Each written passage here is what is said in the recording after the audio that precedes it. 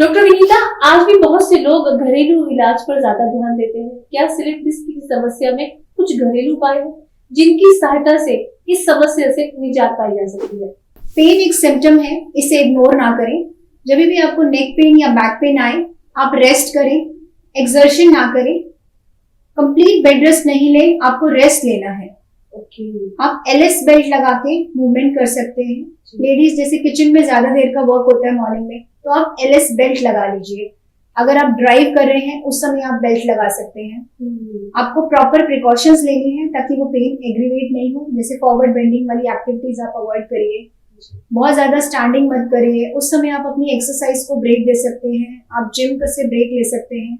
आप अगर regular walk पे जा रहे हैं तो उस समय आप बेल्ट लगाइए। प्रॉपर प्रिकॉशंस फॉलो करिए ताकि वो पेन जल्दी सेटल हो जाए। इनिशियल स्टेज में आप कोल्ड पैक ले सकते हैं। सपोज आपको sudden onset of pain, severe pain आया है, उस समय आप cold pack wrapped in towel और कॉटन क्लॉथ ले सकते हैं 7 से 10 मिनट के लिए, और ये आप हर 2 से 3 घंटे में ले सकते हैं। सो बेसिकली दिन में आप 4 से 5 बार कोल्ड पैक ले सकते हैं।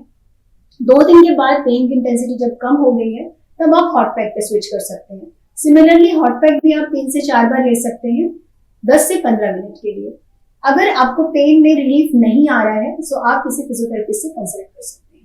जी विनीता जी, देखा गया है कि इसमें लोग बड़े कंफ्यूज रहते हैं कि हम जिम जाएं, एक्सरसाइज करें ना करें। अगर किसी को स्लिप डिस्क की समस्या है तो क्या वो एक्सरसाइज कर सकता है?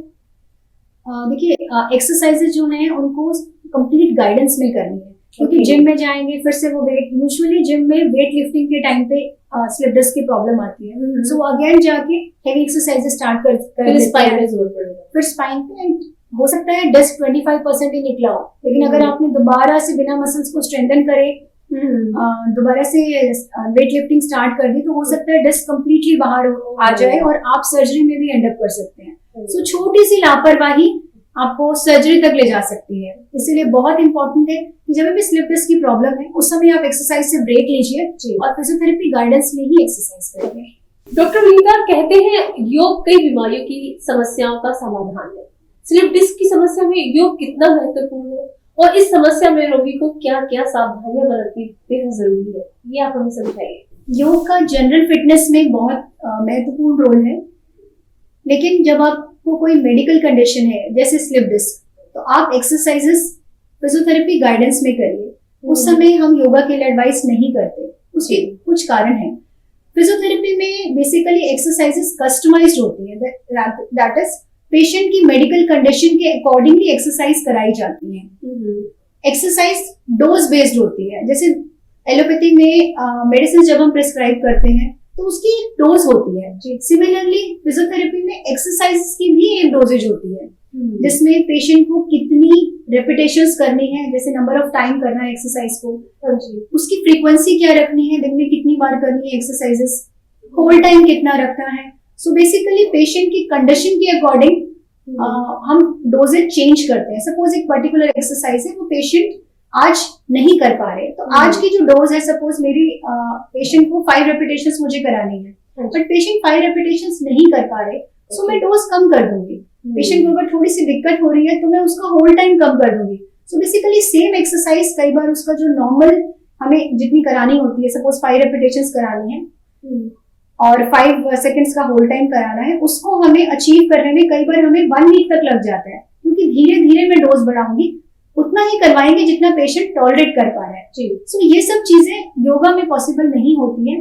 Yoga is basically generalised strengthening, but medical condition requires a specific strengthening, तो सिर्फ एक फिजियोथेरेपिस्ट ही करवा सकते हैं। डॉक्टर विनीता, एक सवाल हमारा स्लिप डिस्क के मरीजों के लिहाज से ये भी है कि स्लिप डिस्क में रोगी को कितने समय तक कंप्लीट बेड रेस्ट लेना जरूरी है ताकि रोगी की ये समस्या पूरी तरह से ठीक हो सके?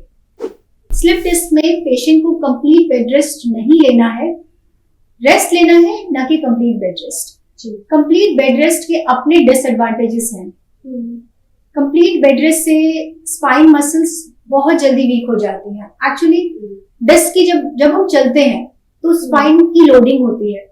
डिस्क का न्यूट्रिशन तभी मिलेगा डिस्क को जब उसमें से वेट जाएगा। सो अगर हम लेटे रहेंगे, डिस्क के ऊपर वेट बेरिंग नहीं होती, उसका न्यूट्रिशन, उसकी ब्लड सप्लाई लो रहती है, उसको न्यूट्रिशन नहीं मिलता तो हीलिंग और ज्यादा डिले हो जाती है।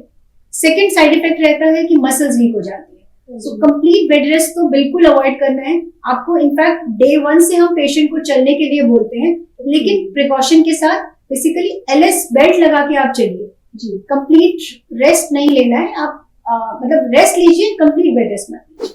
दूसरा मैम एक इम्पोर्टेंट सवाल ये भी है मेरा कि इसमें डाइट कितनी महत्वपूर्ण होती है, यानी कि डाइट के बारे में आप क्या कहना चाहोगे दर्शकों से? स्लिप डिस्क वैसे तो एक मैकेनिकल प्रॉब्लम है, लेकिन डाइट का भी एक इम्पोर्टेंट रोल है। एक्यूट स्टेजेस में जब एक्यूट इन्फ्लेमेशन है उस समय हमें एंटी इन्फ्लेमेटरी फूड लेना है जी, जो फूड इन्फ्लेमेशन यानी सूजन को कम करे। उसके लिए आप विटामिन सी रिच डाइट ले सकते हैं, जैसे oranges, berries, blueberry, strawberry etcetera. Once healing starts, आप ओमेगा 3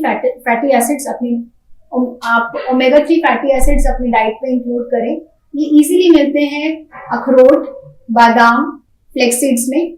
आप कैल्शियम रिच डाइट लें, मिल्क एंड मिल्क प्रोडक्ट्स लें।